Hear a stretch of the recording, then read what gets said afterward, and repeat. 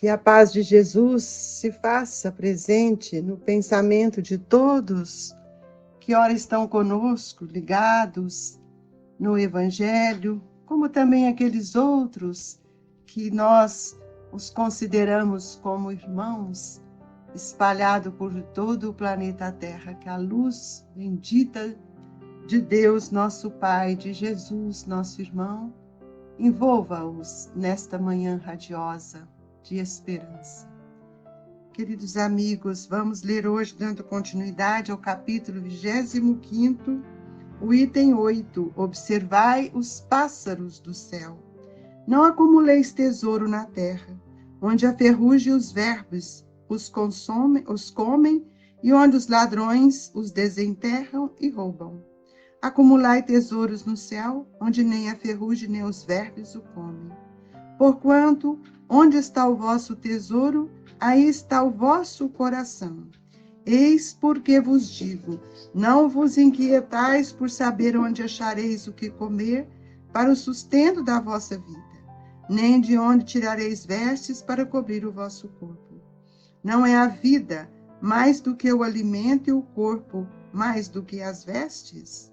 Observai os pássaros do céu, não semeiam, não ceifam, não guardam em celeiros, mas vosso Pai Celestial os alimenta. Não sois muito mais do que eles? E qual dentre vós o que pode, com todos os seus esforços, aumentar um côvado a sua estrutura? Porque também vos inquietais pelo vestuário? Observai como crescem os lírios do campo. Não trabalham, não fiam. Entretanto, eu vos declaro que nem Salomão e nem toda a sua glória jamais se vestiu como um deles. Ora, se Deus tem um cuidado de vestir dessa maneira a erva dos campos que existe onde existe hoje e amanhã, será lançada na fornalha. Quanto maior cuidado não terá em vos vestir. Ó homens de pouca fé, não vos inquieteis, pois, dizendo: que comeremos? O que beberemos? Ou de que nos vestiremos? Como fazem os pagãos que andam à procura de todas essas coisas? Porque vosso Pai sabe que tendes necessidades deles. Buscai primeiramente o reino de Deus e a sua justiça, que todas essas coisas vos serão dadas de acréscimo. Assim, pois, não vos ponhais inquietos pelo dia de amanhã, porquanto amanhã cuidará de si. A cada dia basta o seu mal. Mateus, capítulo 6, 19 a 21 e 25 a 34. Nós gostaríamos de convidar a todos para que pudéssemos deixar um pouco as nossas preocupações de lado, para que nós pudéssemos, nesse instante, sair dessa psicosfera que nós nos encontramos, colocando a sua música, ouvindo a música do Evangelho, para que nós possamos, Jesus, sair dessas questões que têm nos aprisionado. E com o nosso coração aberto, com o nosso pensamento firme no propósito que o Senhor veio nos ensinar, nós queremos juntos orarmos. Pai nosso que estais nos céus, santificado seja o vosso nome. Venha a nós o vosso reino, seja feita a vossa vontade, assim na terra como nos céus. O pão nosso de cada dia nos dai hoje, Senhor. Perdoai as nossas dívidas, assim como nós perdoamos os nossos devedores. Não nos deixeis, Senhor, cairmos em tentação, mas livra-nos de todo o mal, que assim seja. Mestre Jesus, fortalecei-nos nesta manhã em que o alimento espiritual nos é dado de forma tão amorosa por esses nossos queridos benfeitores. O Evangelho é uma página que vejo assim com dois propósitos sublimes. É a confiança e o trabalho que Deus nos oferece. Mateus foi o discípulo que narrou, né, as vivências que ele teve com Jesus. E é muito interessante que Jesus traz uma palavra de vida eterna. Imaginemos nós, Jesus, falando para aquele povo hebreu, para os judeus, para os saduceus, para toda aquela clientela divina, aqueles irmãos que estavam ao lado dele, dirigindo a eles, aos corpos, aos homens. Nós não teríamos a grandeza do Evangelho, e nem o Evangelho seria a boa nova, a boa notícia.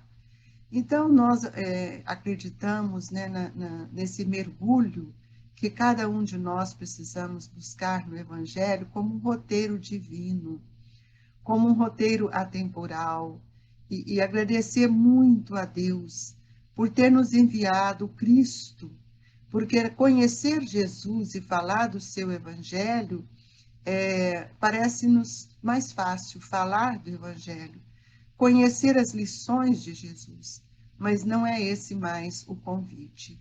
O convite agora é que a gente penetre nesse conhecimento de forma reflexiva e não mais externa, mas que possamos raciocinar, trabalhar na nossa intimidade espiritual, porque as palavras do Cristo são palavras que para todos os tempos e para todos os filhos de Deus, porque ele vem representando a força do amor de Deus para com seus filhos. O Cristo, conhecer o Cristo, é vivenciar as suas lições, não é mais falar. Porque tem muita gente que fala de forma tão grandiosa, tão bela, que nós ficamos encantados e falamos, nunca vou fazer isso. Mas não é isso. O Evangelho é para todos nós, para os simples, para os esforçados, para os doutos, para todos, porque isso depende da interpretação e do raciocínio que nós vamos buscar na essência da palavra do Cristo. E hoje ele vai falar, observai os pássaros do céu. Olha que parece até poético, mas isso é uma lição grandiosa, que Deus, ao construir, ao criar a sua natureza, que é essa carta viva do seu amor, nós podemos perceber que tudo na natureza vive em harmonia. Mesmo na lei de destruição, há uma harmonia. E os pássaros, como aqui fala, eles encontram toda a morada nessa casa, todos os alimentos nessa casa divina que a natureza nos oferece. E por que não o homem? É claro que nós estamos acima dos pássaros, nós estamos acima dos animais, porque nós somos dotados de inteligência. Nós somos dotados de um pensamento criador, nós somos dotados de uma vontade. Então, todo aquele que fica na inércia, esperando que alguém lhe dê alguma coisa, é inoperante no pensamento. Então, a inteligência, ela move em nós o desejo de suprir as nossas necessidades, tanto físicas quanto também espirituais. Mas nós ainda não mergulhamos nesses ensinamentos e achamos que essa posse, nós temos muito medo de não ter as coisas, de não ter provisões, e isso tem nos prejudicado muito, porque nós trazemos na inteligência um estímulo para que a gente possa trabalhar, e o trabalho é uma lei de progresso. Mas aqui tem uma coisa que Mateus me chama a atenção da gente, porque ele fala assim, por que também vós inquietais pelo vestuário? Nós perdemos muito tempo, né, trabalhando para comprar roupa, para ter uma aparência, até o vestuário físico, nós preocupamos muito mais com ele do que com o armazenamento dos bens divinos que ficam no patrimônio do espírito, que é filtrado pela consciência, armazenado na memória, como um patrimônio que nós vamos adquirindo. E ele fala assim, entretanto eu vos declaro que nem Salomão, em toda a sua glória, jamais se vestiu como um deles. Nós precisamos entender que, ao olhar nesse processo comparativo que Mateus nos traz, Salomão tinha ele era um rei, né? Um luxo, tanto é que o Templo de Salomão foi uma das coisas mais encantadoras que a história antiga nos mostrou. Mas e aí? E o espírito? Como é que fica? Então, se você olhar hoje os pássaros, nós falamos, gente, que maravilha, olha a plumagem, a cor nos chama a atenção. Mas os pássaros, eles também vão evoluir. E nós, agora, nós estamos no momento de conhecer o Cristo dentro de nós, de perceber que esta roupagem externa, ela não tem nenhum valor para nós. O valor é aquilo que nós construímos dentro de nós. São os patrimônios imortais, que nem a traça, nem a ferrugem vai nos roubar. Por que nós temos medo de perder os patrimônios? Porque estamos ligados no nosso egoísmo. Amontoar celeiros, e a morte vem, e os celeiros ficam. E às vezes carregamos conosco pequeníssimas migalhas que foram ofertadas para o outro sem o desejo de realmente contribuir. Foi o dar por dar, né? Então, um dia que nós chegarmos na fronteira da morte, nós vamos ser despojados de todas as posses exteriores. Essa é uma visão que nós precisamos hoje entender. Tem muita gente achando que nós estamos vivendo momentos caóticos da humanidade, com tanta dor, com tanto sofrimento, e todo mundo assim, louco para passar esse tempo, tudo vai passar, vai voltar, nada vai voltar. Vai passar para aqueles que compreenderam, porque ainda teremos muitos momentos de grandes reajustes. Por quê? Porque esses reajustes são necessários porque ainda não aprendemos a amar. Nós priorizamos ainda o egoísmo. Ainda não somos fraternos. Então, o mal ainda tem uma ressonância muito forte dentro de nós. E nós não estamos preocupados em semear este amor na nossa intimidade espiritual e nem estamos ensinando para aqueles espíritos que são da nossa responsabilidade. Queridos irmãos, vejamos os compromissos que nós temos largado para trás. E esse evangelho vem nos mostrar que Deus supre as nossas necessidades. As nossas necessidades não são físicas, não é fome, não é roupa, não é casa, não é nada disso, não é moradia, não são títulos, não são as glórias que nós queremos buscar no mundo. As nossas necessidades são necessidades educativas. É por isso que nós queremos afastar, abandonar os compromissos que assumimos no mundo espiritual em relação àqueles com os quais temos sérios reajustes. E isto é perder a grande oportunidade que nós estamos recebendo. Muitas vezes, pelo egoísmo e pela vaidade, nós assambarcamos com aqueles que achamos que são nossos e deixamos aqueles as quais nos contrariam, os quais seriam os instrumentos que iriam fazer as nossas grandes mudanças. Então, muitas vezes, Emmanuel tem uma frase aqui na mensagem que ele nos traduz aqui com tanta grandeza no livro da Esperança, quando ele diz assim: via de regra, amontoamos títulos de poder e empossamo-nos deles, enfeitando-nos com as vantagens que a influência prodigaliza. Um dia, porém, nas fronteiras da morte, somos despojados de todas as primazias de convenção. E se algo nos fica, será simplesmente o saldo dos pequenos favores que houvermos articulados. Então, nós precisamos entender que hoje, de uns tempos, umas décadas para cá, nós podemos ver que os próprios irmãos brasileiros não querem ficar mais no país. Estão em busca de suprimento das suas necessidades físicas do homem. Aquela que o engrandece, aquela que torna mais fácil, esquecendo os laços profundos que ele tem no planejamento reencarnatório com a sua ambientação reencarnatória.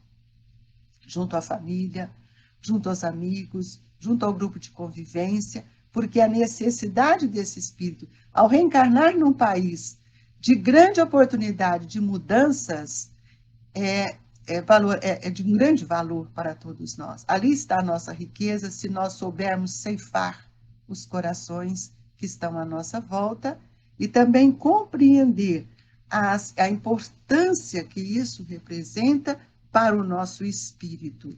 Nós temos visto, né, que é muito importante quando você vai buscar o conhecimento em outros países, vai buscar isso, trazendo para a sua pátria, a sua cidade, o grupo de convivência, tudo aquilo que você foi beneficiado por Deus, por seu esforço, por sua inteligência, semear. Isso é muito importante, mas nunca se esqueça que todos nós temos um planejamento a cumprir. E a maior dor do espírito é quando nós rompemos com os compromissos assumidos no planejamento reencarnatório. Então, nós precisamos entender que todos nós temos a oportunidade de crescer e de multiplicar todos esses recursos que Deus tem nos dado. Quando a providência divina se faz presente na nossa vida, que nós a sentimos, Kardec nos mostra que nunca deixa ao abandono os que nela confiam, querendo, todavia, que esse, por seu lado, trabalhe. Nós precisamos entender que a providência divina foi que nos uniu, foi que nos aproximou. E Deus conhece as nossas necessidades e Ele nos provê dessas necessidades, especialmente pelos liames das injunções reencarnatórias, das escolhas que fazemos, das decisões que tomamos. Então, a providência, ela deixa entregue a nós, né, o papel de decidir, o papel de tomarmos atitudes que nos enriqueça. E aqui nós entendemos, então, que essa beleza física que nós temos tanto valorizado, isso é uma das coisas que hoje precisamos rever bastante, não que todo mundo seja feio, não, a própria reencarnação, o próprio espírito, quando ele vai evoluindo, ele vai adquirindo uma outra leveza na sua expressão. Mas essa beleza física também não é um bem eterno, ela é um valor temporário, é uma propriedade passageira, e ela traz para nós, né, uma alegria também muito, muito fugaz. Nós precisamos adquirir outro olhar para isso. Emmanuel nos fala assim, a beleza física é um poder temporário, propriedade passageira e fortuna moedada. Pode ser simples atributo da máscara humana, que o tempo transforma infatigável. Olha, veja bem isso, o tempo transforma. Então, hoje nós queremos estar na projeção, e hoje isso com a mídia é muito fácil, né? Com as redes sociais, nós colocamos nossa imagem muito exposta por conta da nossa vaidade, da nossa beleza, e chega uma hora, então, que nós vamos começar a sentir isso de um vazio existencial muito grande. E o Emmanuel nos diz, amealhemos a bondade, cultura, compreensão e simpatia. E sem o tesouro da educação pessoal, é inútil a penetração nos céus. Porquanto estaríamos órfãos de sintonia para corresponder aos apelos da vida superior. Cresçamos em virtude, incorporemos a verdadeira sabedoria, porque amanhã será visitado pela mão niveladora da morte, e possuirás tão somente as qualidades nobres ou aviltantes que houver instalados a ti mesmo. É por isso, meus irmãos, que todos nós viemos com uma destinação e uma personalidade a ser mudada. Quando nós não queremos aceitar e olhar para dentro de nós, sabemos as nossas dificuldades, as nossas necessidades, nós criamos vernizes, máscaras. E às vezes nós somos uma pessoa aparentemente linda, maravilhosa, damos muito bem com aqueles que nós não temos compromisso, todo mundo nos admira, mas na verdade, no reduto familiar, onde os ajustes se fazem, onde o tesouro é desenvolvido no coração, nós nos empobrecemos disso. Então, nós vamos ver que quando nós compreendermos o verdadeiro sentido da vida, nós vamos estabelecer em nós a fraternidade. E veja, essa fraternidade daqui para frente é um estímulo muito grande ao nosso crescimento. E Kardec diz assim: quando a fraternidade reinar entre os povos como entre as províncias de um mesmo império, o momentâneo supérfluo de um suprirá a momentânea insuficiência do outro, e cada um terá o seu necessário. Então, nós precisamos de ver isso no campo dos sentimentos. Se estamos junto com as pessoas, com aqueles espíritos que nós assumimos o compromisso, recebemos os nossos filhos, instituímos o nosso lar, esse é o maior legado. E agora, nesse momento que estamos vivendo, somos todos convidados a reorganizar a estrutura familiar. Não é hora, meus irmãos, de amarrar outros nós, é hora de desatar, é hora de sentir a grandeza da vida. E é por isso que Jesus nos disse: o escândalo existe, mas ai de quem o faça. Nós precisamos mergulhar para dentro de nós, sem levarmos a culpa, ou seja, o escândalo para o outro, porque só no amor é que nós podemos nos redimir. E essas necessidades, elas se fazem à medida que o espírito vai crescendo e vai evoluindo. Então, nós deixamos aqui a nossa mensagem dessa semana, pois é um evangelho de extrema importância para fazermos o que, ora, estamos sendo convidados. Nós gostaríamos de pedir a todos que levassem o seu pensamento a Jesus, para que o nosso Mestre envie para junto de nós espíritos familiares, amigos, aqueles que te auxiliaram no planejamento reencarnatório, para que eles possam transmitir-lhe o passe, envolvendo nesse influxo divino de serenidade, de confiança, sabendo que o que importa é aquilo que você traz dentro de si. Não julgue o outro e deixe que cada um de nós possamos olhar para dentro de nós e que cada um responderá pelos seus atos. E que nesta hora, queridos amigos, recebamos a bênção da fluidificação das águas, para que esse manancial de amor divino te envolva, te acalente, te fortaleça. E assim, agradecidos a Deus por tudo que tem nos dado, nós deixamos no coração de nossos irmãos o nosso abraço do Grupo Espírita Esperança e Caridade, Colégio Allan Kardec. Fique com Deus, irmãos, mas fique com serenidade. Que assim seja.